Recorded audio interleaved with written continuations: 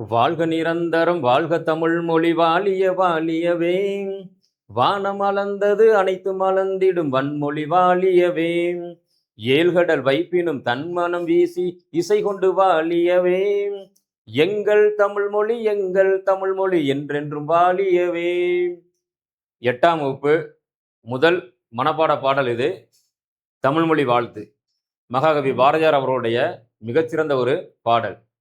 தமிழ்தாயை வாழ்த்தியும் வணங்கியும் நம்ம இந்த 8ஆம் வகுப்பு பாடத்தை என்ன செய்வோம், தொடங்குவோம்.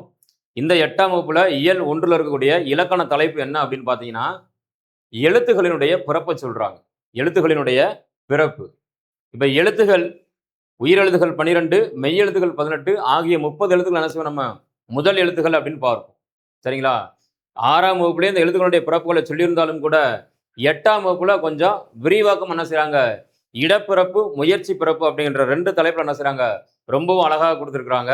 இப்ப எழுத்துக்களுடைய பிறப்பை பார்ப்பதற்கு முன்னால ஒரு நன்னூல் இலக்கண நூற்பாவை சொல்லிடுறேன். எழுத்துக்களுடைய பிறக்கின்ற முறை.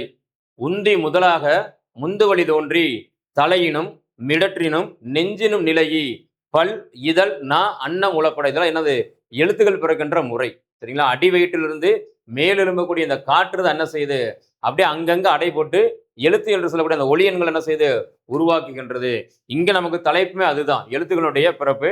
என்ன சொல்றாங்க அப்படின்னா, ஆ உ க ப ஆகிய எழுத்துக்களை ஒலித்து பாருங்கள். வாயை திறந்து ஒலித்தாலே ஆ என்னும் எழுத்து ஒலிக்கிறது. வாயை திறந்தாலே எது வருது, உயிரெழுத்தாகிய ஆ என்பது என்ன செய்யுது, வெளிப்படையாக வாயை திறந்தாலே ஆன்ற எழுத்து வருது. ஊ என்னும் எழுத்தை ஒலிக்கும் போது இதழ்கள் குவிகின்றன. இந்த ஊ அப்படிங்கிற எழுத்தை உச்சரிக்கும் போது, ஊ என்னும் எழுத்தை ஒலிக்கும் போது அல்லது உச்சரிக்கும் போது இதழ் குவிகின்றனால இதழ் குவி எழுத்து அது. நாக்கின் முதற் பகுதி மேல் அன்னத்தில் ஒட்டும்போது க, நாக்கினுடைய முதற் பகுதி மேல் அன்னத்தில் ஒட்டும்போது என்ன செய்யுது, இந்த க என்னும் எழுத்து என்ன செய்யுது, பிறக்கிறது. ப என்னும் எழுத்து இதழ்கள் இரண்டும் ஒட்டுவதால் ப பம்பரம். அப்பா சொல்லும் போது அந்த ப என்ன செய்யுது, இதழ்கள் ஒட்டுவதால் பிறக்கக்கூடிய எழுத்தாக இருக்கிறது. இவ்வாறு ஒவ்வொரு எழுத்துக்கும் பிறக்கும் இடமும் பிறக்கும் முயற்சியும் வெவ்வேறாக உள்ளன. ஒரு இடத்துல அது பிறக்கும், ஆனா முயற்சியில் என்ன செய்யும், அது மாறுபட்டு என்ன செய்யும் இருக்கும் அப்படின்னு சொல்றாங்க. இப்ப பிறப்பு.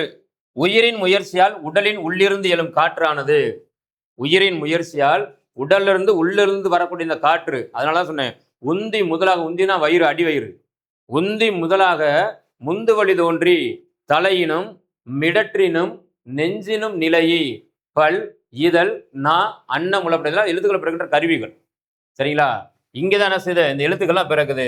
எழும் காற்றானது மார்பு, தலை, கழுத்து, மூக்கு ஆகிய 4 இடங்களுள் ஒன்றில் பொருந்தி இதழ், நாக்கு, பல், மேல்வாய் ஆகிய உறுப்புகளின் முயற்சியினால் வேறு வேறு ஒலிகளாக தோன்றுகின்றன. இதனையே எழுத்துக்களின் பிறப்பு என்பர். சரிங்களா? அப்ப இடப்பிறப்பு முயற்சி பிறப்பு. ஒரு இடத்துல தோன்றுறது, ஆனா இன்னொரு இடத்துல என்ன செய்யுது, முயற்சியால் என்ன செய்யுது, வெளிப்படுகிறது அந்த ஒலிகள். இந்த எழுத்துக்களுடைய பிறப்பை இடப்பிறப்பு முயற்சி பிறப்பு என 2 வகையாக பிரிப்பர். சரிங்களா? எழுத்துக்களுடைய பிறப்பு என்ன செய்றாங்க, 2 வகையில பிரிக்கிறாங்க. ஒண்ணு இடப்பிறப்பு, இன்னொன்று என்னது, முயற்சி பிறப்பு. சரிங்களா? இப்ப எழுத்துக்களுடைய இடப்பிறப்பு கவனிங்களேன். உயிரெழுத்துக்கள் 12மே கழுத்தை இடமாக கொண்டு பிறக்கின்றன. 12 உயிரெழுத்துக்கள் என்ன செய்யுது, கழுத்தை இடமாக கொண்டு பிறக்கிறது. ஆ ஆ இ ஈ உ ஊ ஏ ஏ ஐ ஓ ஓ ஔ என்று சொல்லக்கூடிய இந்த 12 உயிரெழுத்துக்களும் கழுத்தை இடமாக கொண்டு பிறக்கிறது. கழுத்தை இடமாக கொண்டு பிறக்கிறது. அப்புறம் மெய்யெழுத்துகள் 18. 18 மெய்யெழுத்துக்கள் நம்ம என்ன செய்யறோம், 3 இனங்களாக பிரிக்கிறோம். வல்லினம், மெல்லினம், இடையினம் என்ன செய்யறோம், 3 வகையாக பிரிக்கிறோம். இதுல வல்லினம் என்று சொல்லக்கூடிய க ச ட த ப ரா என்று சொல்லக்கூடிய இந்த 6 எழுத்துக்களும் மார்பை இடமாக கொண்டு பிறக்கின்றன. சரிங்களா? கசட தவற மார்பு என்ன செய்யும், அது பிறக்கும். சரிங்களா?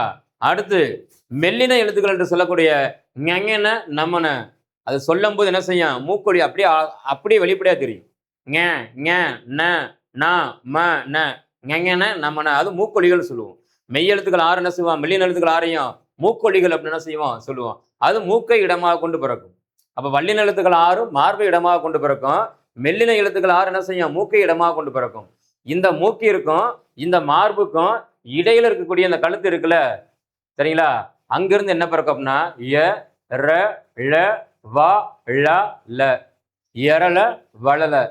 அப்போ மூக்குக்கும் மார்புக்கும் இடையில் பிறக்கக்கூடிய எழுத்துக்களுக்கு என்ன பேரு? இடையின எழுத்துக்கள். இடையின எழுத்துக்கள் கழுத்தை இடமாக கொண்டு என்ன செய்யும்? பிறக்கும். எல்லா எழுத்துக்களுக்கும் சொல்லிட்டீங்க. இந்த ஆயுத எழுத்துன்னு ஒண்ணு விட்டுட்டீங்க இல்லையா? அது எங்க பிறக்கும் அப்படின்னா, தலையொப்ப பிறப்பது ஆயுதம். நல்லா ஞாபகத்துல வச்சுக்கணும். தலையொப்ப பிறப்பது ஆயுத எழுத்து. தலையில என்ன செய்யும்? ஆயுத எழுத்து பிறக்கும். ரைட். இப்ப இங்க இடப்பிறப்பு என்னென்ன கொடுக்குறாங்க பாருங்களேன். இப்ப நான் சொன்னதை அப்படியே கொடுத்துட்டாங்க. உயிரெழுத்துக்கள் 12ம் கழுத்தை இடமாக கொண்டு பிறக்கின்றன. வல்லின மெய்யெழுத்துக்கள் 6ம் மார்பை இடமாக கொண்டு பிறக்கின்றன. உயிரெழுத்துகள் கழுத்தை இடமாக கொண்டு பிறக்குது. வல்லின மெய்யெழுத்துக்கள் 6ம் மார்பை இடமாக கொண்டு பிறக்கிறது. மெல்லின மெய்யெழுத்துக்கள் 6ம் மூக்கை இடமாக கொண்டு பிறக்கிறது. இடையின மெய்யெழுத்துக்கள் 6ம் கழுத்தை இடமாக கொண்டு பிறக்கின்றன. ஆயுத எழுத்து தலையை இடமாக கொண்டு என்ன செய்து பிறக்கின்றது. அவ்வளவுதான் எழுத்துகள் பிறக்கின்ற இடப்பகுதி இதெல்லாம். சரிங்களா? எந்த இடத்துல என்னென்ன எழுத்துக்கள் பிறக்குது அப்படிங்கிறத நம்ம என்ன செஞ்சோம்? தெரிந்து கொண்டோம். இதுல ஏதாவது என்ன செய்யலாம்? நமக்கு வினாவாக கேட்கலாம்.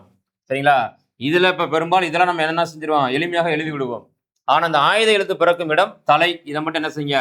கொஞ்சம் நினைவில் வைத்துக் கொள்ளுங்கள். தலையொப்ப பிறப்பது ஆயுதம். இப்ப எழுத்துக்களுடைய முயற்சி பிறப்பு. சரிங்களா? இப்ப உயிர் எழுத்துக்கள் எப்படி பிறக்குது அப்படிங்கிறத முயற்சி என்ன செய்ய போறாங்க? சொல்ல போறாங்க. அ அ ஆகிய இரண்டும் வாய் திறத்தலாகிய முயற்சியால் பிறக்கின்றன. அ அ வாய் திறத்தலால் பிறக்குது. வாயை திறந்தாலே அ என்கின்ற ஒலி என்ன செய்யுது? ஆவும் ஆவனாவும் என்ன செய்யுது? வெளிப்படையாகவே பிறக்கின்றது. அடுத்து இ ஈ ஏ ஏ ஐ ஆகிய ஐந்தும் வாய் திறக்கும் முயற்சியுடன் நாக்கின் அடி ஓரமானது மேல்வாய் பல்லை பொருந்தும் முயற்சியால் பிறக்கின்றன. எந்த எழுத்து? இ ஈ ஏ ஏ ஐ ஆகிய இந்த ஐந்தும் வாயை திறக்கணும். அதே நேரத்துல நாக்கின் அடி ஓரம், இந்த நாக்கினுடைய அடி ஓரம் இருக்குல்ல, அது என்ன செய்யும்? அப்படியே ஒட்டி வரும். சரிங்களா? நாக்கின் அடி ஓரம் மேல்வாய் பல்ல என்ன செய்யுது? பொருந்தும். இந்த நாக்கின் அடி ஓரம் என்ன செய்யுது? மேல்வாய் பல்ல பொருந்துறதுனால என்ன செய்யுது? இந்த ஒலிகள் பிறக்கின்றன. எது? இ ஈ ஏ ஏ ஐ என்று சொல்லக்கூடிய இந்த 5 ஒலிகளும். அடுத்ததாக உ ஊ ஓ ஓ ஔ ஆகிய ஐந்தும் வாய் திறக்கும் முயற்சியுடன் இதழ்களை குவிப்பதால் பிறக்கின்றன. இதழ் குவி எழுத்துக்கள் இதெல்லாம். உ ஊ ஓ ஓ ஔ என்று சொல்லக்கூடிய இந்த 5 எழுத்துக்களும் என்ன செய்யுது? இதழ் குவி எழுத்துகள். சரிங்களா? இந்த 5 எழுத்துக்கள் என்ன செய்யுங்க? அப்படியே பார்த்துங்க. இது இதழ் குவிவதால் என்ன செய்யுது? பிறக்கக்கூடிய எழுத்துக்கள். இப்ப நமக்கு வினா எப்படி கேட்கலாம் அப்படின்னா, வாய் திறக்கும் முயற்சியுடன் நாக்கின் அடியோரமானது மேல்வாய் பல்லை பொருந்தும் முயற்சியால் பிறக்கும் எழுத்துக்கள் எவை அப்படின்னு கொடுத்து என்ன சொல்லலாம்? இதுல இருந்து ஏதாவது 2 எழுத்துக்களை கொடுக்கலாம். சரிங்களா? இதுல இருந்து 2 எழுத்துக்களை கொடுக்கலாம். இதுல இருந்து 2 எழுத்துக்களை கொடுக்கலாம். வேற ஏதாவது 2 எழுத்துக்கள் சொல்லலாம். 4 விடை குறிப்புகள்ல கொடுக்கலாம். அப்ப வாய் திறக்கும் முயற்சியுடன் நாக்கின் அடியோரமானது மேல்வாய் பல்லை பொருந்தும் முயற்சியால் பிறக்கும் எழுத்துக்கள் இந்த எழுத்துக்கள் தான். இ ஈ ஏ ஏ ஐ என்று சொல்லக்கூடிய இந்த எழுத்துக்கள் தான். ஏன்னா அங்கா புடைத்து வாயை திறந்தாலே அதனால அது என்னது? பெரும்பாலும் வினா வரப்போவதில்லை. இதுல ஊ இதழ் குவிய எழுத்துக்கள், இதழ்கள் உதடுகள் குவிவதால் பெறக்கூடிய எழுத்துக்கள் இதெல்லாம் நம்ம உச்சரிக்கும் போது என்ன செஞ்சிடும்? தெரிஞ்சிடும். அப்ப எளிமையானது என்ன செய்ய மாட்டாங்க? கேட்க மாட்டாங்க. அப்ப இடையில இருக்கக்கூடிய இந்த 5 எழுத்து தான் என்னது? ரொம்ப முக்கியமானது. இப்ப உயிரெழுத்துக்கள் 12 பிறக்கிறது என்ன செஞ்சோம்? பார்த்துட்டு அடுத்த மெய் எழுத்துக்கள். மெய் எழுத்துக்கள்ல இக்கு இங்கு ஆகிய இரு மெய்களும் நாவின் முதற் பகுதி, நல்லா கவனிங்க, நாவினுடைய முதற் பகுதி அன்னத்தின் அடிப்பகுதியை பொருந்துவதால் பிறக்கின்றன. நாவினுடைய முதல் பகுதி அன்னத்தின் அடிப்பகுதியை இக்கு இங்கு, இக்கு இங்குன்னு சொல்லும்போது அக்கம் பக்கம் சங்கம் அப்படின்னு சொல்லும் போது இந்த இக்கு இங்கு என்று சொல்லக்கூடிய இந்த 2 எழுத்துகளும் நாவின் முதற் பகுதி அன்னத்தின் அடிப்பகுதியை பொருந்துவதால் என்ன செய்து பிறக்கின்றன. அடுத்து இச்சு இஞ்சு ஆகிய இருமைகளும் நாவின் இடைப்பகுதி, நாக்கினுடைய இதுதான் இடைப்பகுதி, இந்த மையமா இருக்குல்ல, இதுதான் இடைப்பகுதி. நாவினுடைய இடைப்பகுதி நடு அன்னத்தின் இடைப்பகுதியை பொருந்துவதால். ஐயா அன்னம்னா என்னங்க அப்படின்னு கேட்டா, இந்த நாக்குக்கு மேல இருக்க இந்த பகுதிக்கு பேர் தான் அன்னம். இது மேலன்னம். இந்த நாக்கு கீழே இருக்கிறதுக்கு பேர் கீழன்னம். சரிங்களா? இது நாக்கு. சரிங்களா? இது மேலன்னம், இது கீழன்னம், இது நாக்கு, இது பற்கள். இதெல்லாம் உங்களுக்கு தெரியும். அப்ப மேலன்னம் கீழன்னம் தெரியாம இருந்து நான் என்ன சொன்னீங்க? தெரிந்து கொள்ளுங்கள். அப்ப இச்சு இஞ்சு என்று சொல்கின்ற பொழுது நாவினுடைய இந்த இடைப்பகுதி நடு அன்னத்தின் இடைப்பகுதியை பொருந்துவதனால் நடு அன்னத்தினுடைய இந்த இடைப்பகுதி, இந்த நடுநாக்கு நடு அன்னத்தினுடைய இடைப்பகுதி என்ன செய்து பொருந்துவதனால் பெறக்கூடிய எழுத்துக்கள் இச்சும் இஞ்சும். இச்சு, அச்சம், பஞ்சம் சொல்லும் போது நாக்கினுடைய இடைப்பகுதி மேல இருக்கக்கூடிய அன்னத்தினுடைய இடைப்பகுதி என்ன செய்து தொடுகிறது. அடுத்து எட்டு எண்ணு என்று சொல்லக்கூடிய இந்த இரண்டு மெய்யெழுத்துக்களும் நாவின் நுனி அன்னத்தின் நுனியை பொருந்துவதனால் பிறக்கின்றன. எட்டு பட்டம், பட்டம் இந்த நாவினுடைய நுனி அன்னத்தினுடைய நுனி என்ன செய்யுது, நாவின் நுனி அன்னத்தின் நுனி என்ன செய்யுது தொடுவதனால் பிறக்கின்றது. எது, இட்டு எண்ணு என்று சொல்லக்கூடிய அந்த எழுத்துக்கள். சரிங்களா? அடுத்து இத்து இந்து ஆகிய இருமைகளும் மேல்வாய்ப்பல்லின் அடியை நாக்கின் நுனி பொருந்துவதால் பிறக்கின்றது. எது, இத்து இந்து இந்த நாக்கினுடைய நுனி. சரிங்களா? நாக்கினுடைய நுனி மேல்வாய் பல்லினுடைய அடியை என்ன செய்து நாக்கின் நுனி பொருத்துது. இத்து இந்து. சரியா? தாத்தா தந்தை என்று சொல்லுகின்ற பொழுது இரு மெய்களும் மேல்வாய் பல்லின் அடியை, மேல்வாய் பல்லினுடைய அடிப்பகுதி இந்த இருக்கு பாருங்க, இந்த மேல்வாய் பல்லினுடைய அடிப்பகுதியை நாக்கினுடைய நுனி பொருந்துதல் என்ன செய்து பிறக்கின்றன. இப்படி எழுத்துக்கள் பிறக்கின்ற முறையை வைத்து என்ன செய்யலாம், ஒரு வினா எழுப்பலாம். அடுத்து இப்பு இம்மு ஆகிய இருமைகளும் மேலிதழும் கீழிதழும் பொருந்துவதால் பிறக்கின்றன. மேலிதழ்னா மேலுதடு, கீழிதழ்னா கீழுதடு. இப்பு இம்மு அப்பா அம்மா என்று சொல்லுகின்ற பொழுது இப் இன் என்பது என்ன செய்து மேலுதடும் கீழுதடும் இணைவதால் பிறக்கக்கூடிய எழுத்துக்களாக என்ன செய்து இருக்கின்றன. அடுத்து ஈ இந்த யகர ஒற்று, இது நாக்கின் அடிப்பகுதி, நாக்கினுடைய அடிப்பகுதி வாயினுடைய அடிப்பகுதியை பொருந்துவதால் என்ன செய்து பிறக்கிறது. கவனிங்க, நாக்கினுடைய அடிப்பகுதி ஈ, வாய்க்கால் நாக்கு, இந்த நாக்கினுடைய நுனி இடை கடை, இந்த நாக்கினுடைய அடிப்பகுதி அதே மாதிரி என்ன செய்யுது வாயினுடைய அடிப்பகுதி போய் தொடுது. வாய்க்கால் நாய் அப்படின்னு சொல்லும் போது ஈ என்ன செய்யுது நாக்கின் அடிப்பகுதி மேல்வாயின் அடிப்பகுதியை பொருந்துவதால் என்ன செய்து பிறக்கிறது. அடுத்து இடையினர் ரகரமும் சிறப்பு லகரமும். சரிங்களா? ஆகிய இருமைகளும் மேல்வாயை நாக்கின் நுனி வருடுவதால் பிறக்கின்றன. மேல்வாயை நாக்கின் நுனி வருடுவதால் பிறக்கும் எழுத்துக்கள் இர் இல் என்று சொல்லக்கூடியவை. சரிங்களா? தமிழ் அப்படின்னு சொல்லும் போது என்ன செய்யறான், நாக்க அங்க மேல போய் என்னது மேல்வாயை போய் நாக்கு என்ன செய்யுது நுனி வருடுகின்றது. அடுத்து முதல் அகரம் என்று சொல்லக்கூடியத இல், இது மேல்வாய் பல்லின் அடியை, மேல்வாய் பல்லினுடைய அடிப்பகுதியை நாக்கின் ஓரங்கள் தடித்து நெருங்குவதால், நாக்கினுடைய ஓரங்கள் என்ன செய்து தடித்து நெருங்குவதால் என்ன செய்து இந்த லகரம் பெறுகிறது. இந்த லகரம் என்ன செய்து பிறக்கிறது.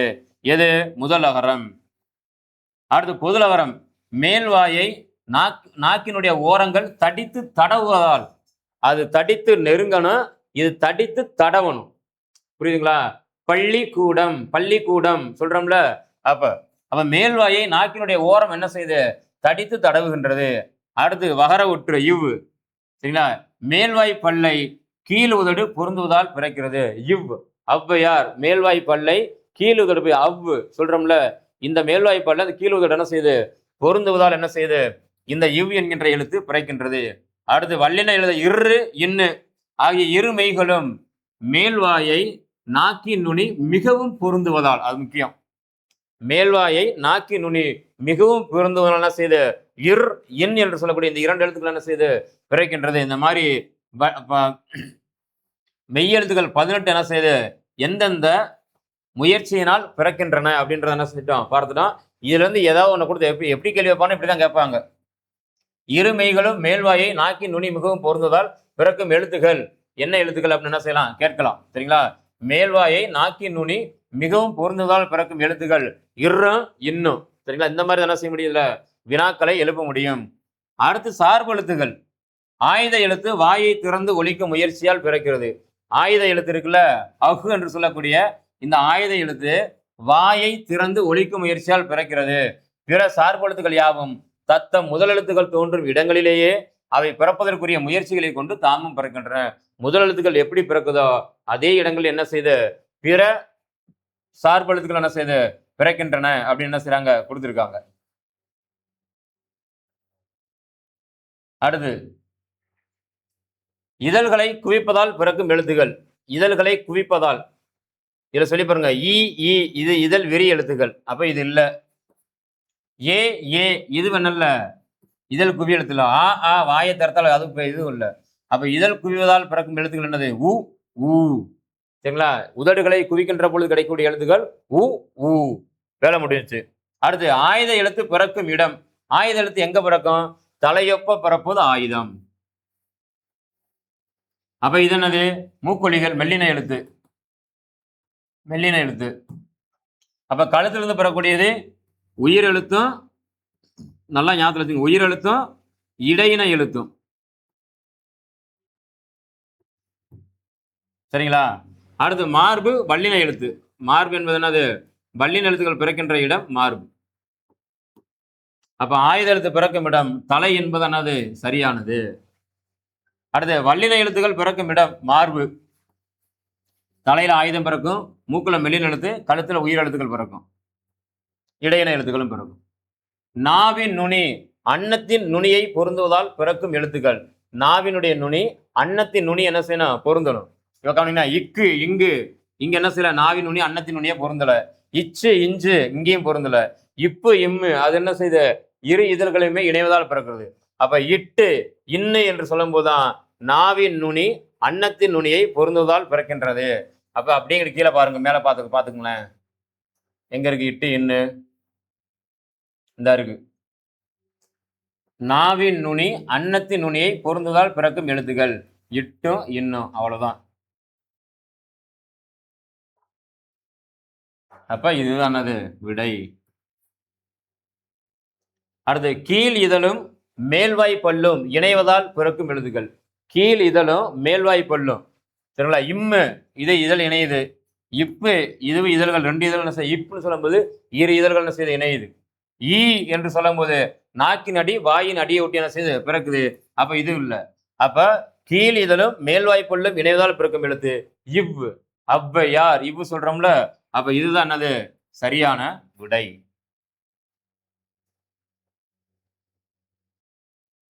அப்புறம் இக்கு இங்கு இச்சு இஞ்சு இட்டு இன்னு இத்து இந்து. சரிங்களா? இதெல்லாம் எங்கெங்க பிறக்குது அப்படின்னு கேட்குறாங்க. இப்ப இட்டு இன்னு இப்பதான் மேல என்ன செஞ்சான் பார்த்துருந்தான். இப்படி இதில் கொடுத்துட்டாங்கன்னா ஏதாவது ஒன்றை நீங்க கண்டுபிடிச்சா கூட என்ன செய்யலாம்? பொறுத்துக்கா நீங்க ஃபுல்லா பண்ணிடலாம். சரிங்களா? ரைட். முதல்ல இக்கு இங்கு. இக்கு இங்கு எங்க இருந்து பிறக்குது? நாவின் முதற் பகுதி அன்னத்தின் அடிப்பகுதியை பொருந்துவதால் பிறக்குது. சரிங்களா? இக்கு இங்கு இக்கு இங்குன்னு சொல்லும் போது நாவினுடைய முதற் பகுதி என்ன செய்யுது? அன்னத்தினுடைய அடிப்பகுதியை பொருந்துவதால் என்ன செய்யுது? இக்கு இங்கு பிறக்கிறது.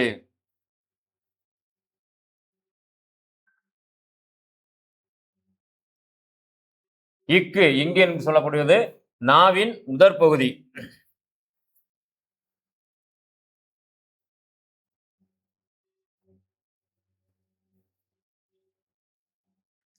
ஒண்ணு.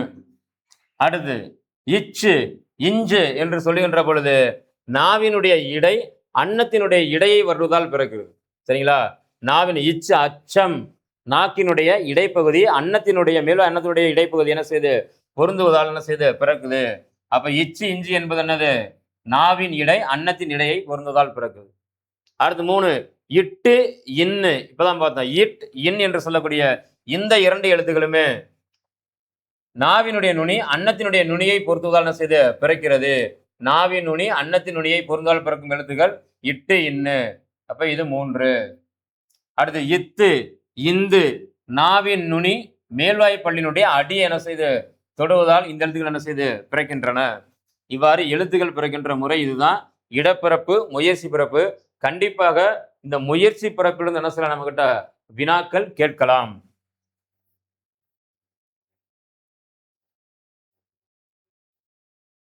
அடுத்து அகர வரிசைப்படுத்த கொடுத்துருக்காங்க. சரிங்களா? ரொம்ப மிகவும் எளிமையான ஒரு எடுத்துக்காட்டு தான் கொடுத்துருக்காங்க. அழகா என்ன செஞ்சலாம்? நம்ம அகர வரிசைப்படுத்தி எழுதலாம். ஒன்றும் அந்த மாதிரி சொற்களை மாற்றி மாற்றி கொடுத்துருவாங்க. நம்ம அகர வரிசையில் என்ன செய்யணும்? ஆ முதல் அவரை கண்டுபிடிக்கணும். ஆ 1, ஆரம் நீ 2, ஈ 2 அல்ல 3, ஈ ஈசன் 4,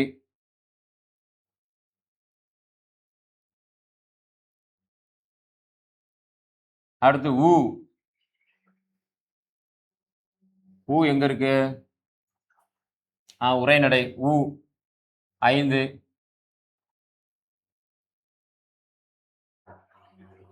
ஊ 6, அடுத்து எழுத்து ஏ 7, ஏ 8, ஐயம் 9, அடுத்து ஓ ஓ ஓ 10, ஓ 11, ஔ 12. அவ்வளவுதான்.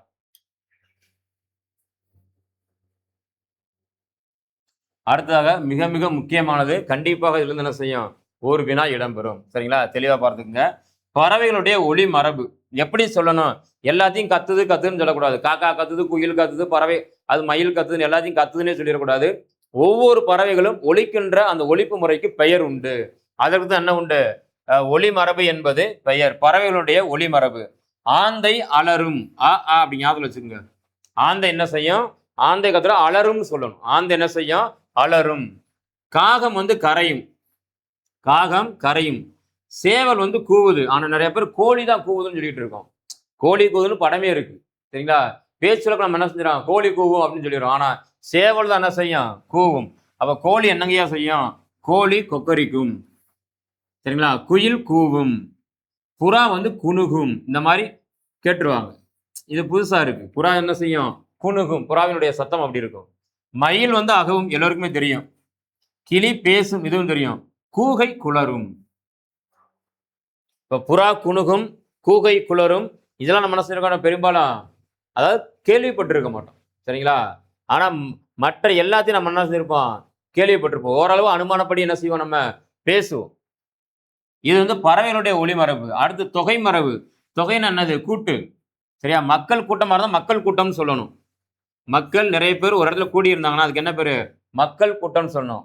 ஆ நிறைன்னு சொல்லணும். ஆநிரைகள் அப்படின்னு சொல்லணும். சரிங்களா? ஆனா பசு. பசு கூட்டமா இருந்தா அதுக்கு பேர் என்னது? ஆநிரை என்பது. ஆடுகள் கூட்டமா இருக்கக்கூடிய இடத்துக்கு என்ன பேரு? ஆட்டு மந்தைன்னு பேரு. சரிங்களா? அடுத்து வினை மரபு. செயல் எப்படி சொல்லணும்? சோறு உண் அப்படின்னு தான் சொல்லணும். சோறு உண்டான். சோறு தின்னுட்டியான்னு கேட்கக்கூடாது. சரியா? சோறு உண்டான் உண். முறுக்கு தான் தின். முறுக்கு என்ன செய்வோம்? நம்ம உடைச்சு திம்போம். அதனால முறுக்கு என்ன செஞ்சான்? தின்றான். சோறு உண்டான், முறுக்கு தின்றான். சுவர் கட்டினான்னு சொல்லுவாங்க.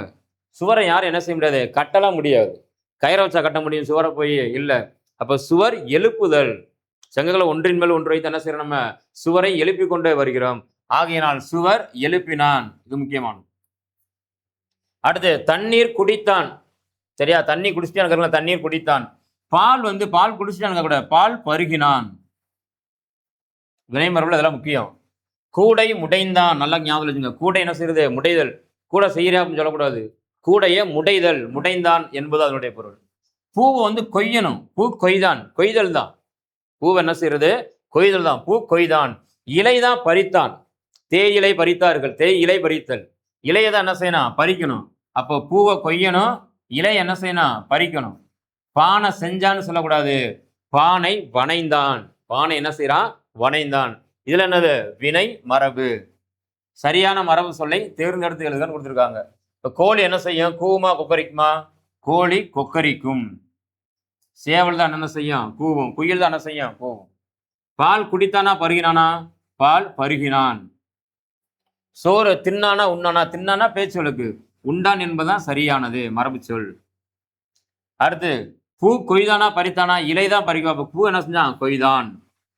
அடுத்து ஆண் நிறையா மந்தையா? என்பது என்னதுதான்? நிறை. ஆட்டு தான் மந்தை. சரிங்களா? இதுல என்னது? சரியான மரபு சொல்லை தேர்ந்தெடுத்து எழுதுக. மரபு பிழைகள் தேர்ந்தெடுத்து எழுதுக. அடுத்து மரபு பிழை நீக்கி எழுதுகன்னு ஒரு பத்தியே கொடுத்துருக்காங்க. நீங்க என்ன செய்யுங்க? இதை பயிற்சியை எடுத்துக்கிட்டு இதை எழுதி பாருங்க. சேவல் கொக்கரிக்கும் கொடுத்துருக்காங்க. சேவல் கொக்கரிக்குமான்னு பார்த்துக்குங்க. அடுத்து பூ பறிக்க நேரமாகி விட்டதை அறிந்து தோட்டத்திற்கு சென்றால் அங்கு மரத்தில் குயில் கரையுமான்னு பார்த்துக்குங்க. பூவை பறித்ததோட மறுபடியும் வருது, தவறு. தோரணம் கட்ட மாவிலையும் கொய்து. இலை கொய்வான யாராவது மாவிலை கொய்து கொண்டு வீடு திரும்பினால் அம்மா தந்த பாலை குடித்து விட்டு பள்ளிக்கு புறப்பட்டாள். அப்ப இது பூரா என்னது? தவறா இருக்கு. நீங்க என்ன செய்யணும்? இதற்கான சரியான மரபு சொற்களை சேர்த்து எழுதி அதை நிறைவு செய்யணும். அடுத்த பொருத்தமான பன்மை விகுதியை சேர்த்து எழுதுக. சரிங்களா? எந்த இடத்துல கல் விகுதி போடணும், எந்த இடத்துல இக்கு கல் விகுதி போடணும், எங்க இங்கல் விகுதி, எங்க இற்கல் விகுதி, இதுல இதை மட்டும் சொல்லிடுறேன்னு. எங்கெல்லாம் இல்லுல எழுத்து முடியுதோ அங்கெல்லாம் இந்த இருக்கா இல் அப்படின்னு செய்யும் வந்துடும். ஏன்னா லகரம் தான் என்ன செய்யும், ரகரமாக திரியும். லகரம் ரகரமாக என்ன செய்யும், திரியும். இலக்கணம் நம்ம படிச்சிருக்கோம். அதனால எளிமையான செய்ய எழுதலாம். இப்ப கல் எப்படி எழுதலாம், கற்கள் அப்படின்னு எழுதலாம். ஏன்னா இல்லு இருக்கு, அதனால கண்ணை மூடிட்டு கல்ல கற்கள்னு எழுதிடலாம், வேலை முடிஞ்சு போயிடும். அடுத்து பூ, பூக்கள். ஓரெழுத்து ஒரு மொழியும் பின் காசா தாப்பா என்ன செய்யும், மிகும். பூ அதனுடைய பன்மை என்னது, பூக்கள். அடுத்து மரம், மரங்கள். மகரையீற்று புணர்ச்சி. மரம் எப்படி வரும், மரங்கள் அப்படின்னு வரும்.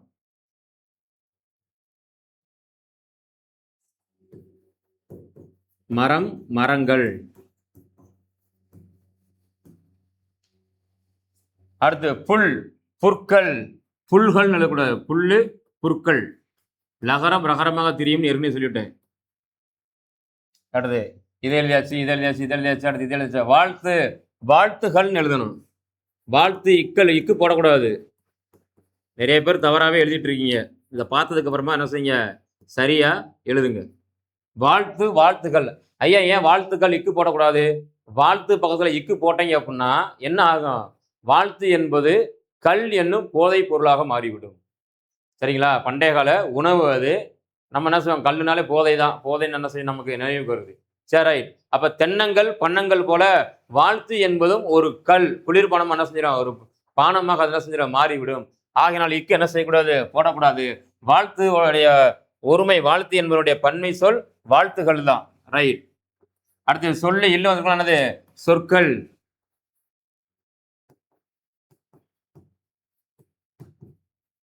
சொல்லு சொற்கள் அப்படின்னு செய்யும், மாறும். அடுத்து மாதம், இம்முல முடிஞ்சிருக்கு, அப்ப மாதங்கள்.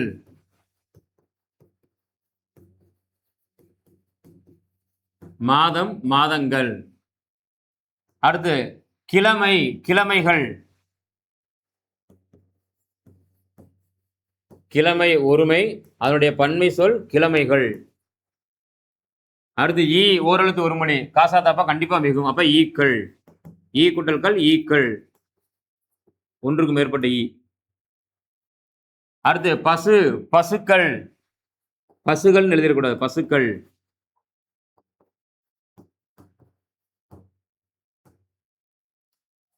அடுத்து படம், மகரையீற்று சொல், படங்கள்.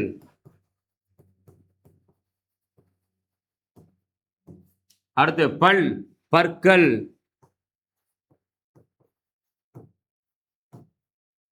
அடுத்து கடல், கடல்கள், ஒன்றுக்கு மேற்பட்டது, கடல்கள். கடல்கள் எழுதிடக்கூடாது, கடல்கள். அடுத்து கை, கைகள் அப்படின்னு எழுதணும். கை ஒருமை, அதனுடைய பன்மை என்னது, கைகள். அடுத்து பக்கம், பக்கங்கள்.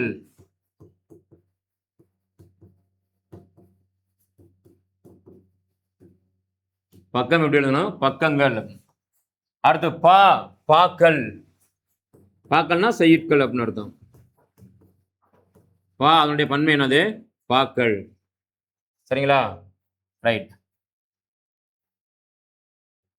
அடுத்து ஒரு சொல் ஒரே தொடரில் பல பொருள் தருமாறு எழுதுக. அணி, பல அணிகளை அணிந்த வீரர்கள் அணி அணியாய் சென்றனர். பல அணிகள், வீரர்கள் அணி அணியாய் சென்ற வரிசையாக. இங்க அணி என்பது என்னது, ஒன்றுக்கு மேற்பட்ட டீம். சரிங்களா, குழுவினர், ஒன்றுக்கு மேற்பட்ட குழுவினர். அதே மாதிரி படி, படி என்ன எழுதலாம், படியில் அமர்ந்து படித்தேன், அவ்வளவுதான். படியில் அமர்ந்து படித்தான், வாசப்படி அப்படின்னு அர்த்தம்.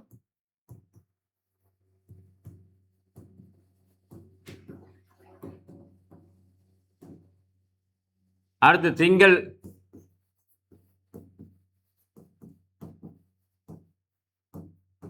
திங்கள் கிழமை,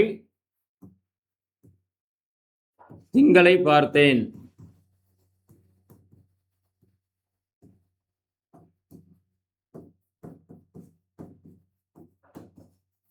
திங்கள் கிழமை, திங்களை பார்த்தேன். திங்கள் என்னதுங்க, சந்திரன், நிலவு. இங்க திங்கள் என்பது கிழமை, இந்த திங்கள் என்பது என்னது, நிலவு. 6, 6 மணிக்கு ஆற்றில் குளித்தேன். குதித்தேன் எழுதினாலும் சரி. 6 மணிக்கு 6 வந்து எண்ணுங்க. ஆற்றில் குதித்தேன். 6 என்பது நதி.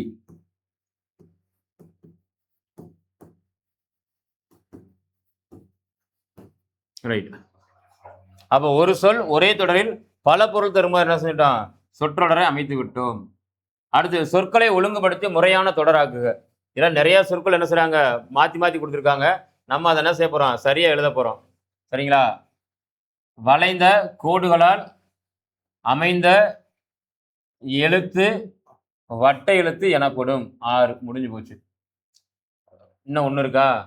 வளைந்த கோடுகளால் அமைந்த தமிழ் எழுத்து. இங்க போட்டிருக்கேன் தமிழ் எழுத்து அப்படி மாத்திக்கிடுவோம். வளைந்த கோடுகளால் அமைந்த தமிழ் எழுத்து வட்ட எழுத்து எனப்படும். அடுத்து உலகம் தமிழ் மொழி வாழட்டும். உலகம் உள்ள வரையிலும் தமிழ் மொழி வாழட்டும். உலகம் உள்ள வரையிலும் தமிழ் மொழி வாழட்டும். வென்றதை பரணி பகைவரை ஆகும் பாடும் இலக்கியம். பகைவரை வென்றதை பாடும் இலக்கியம் பரணி ஆகும்.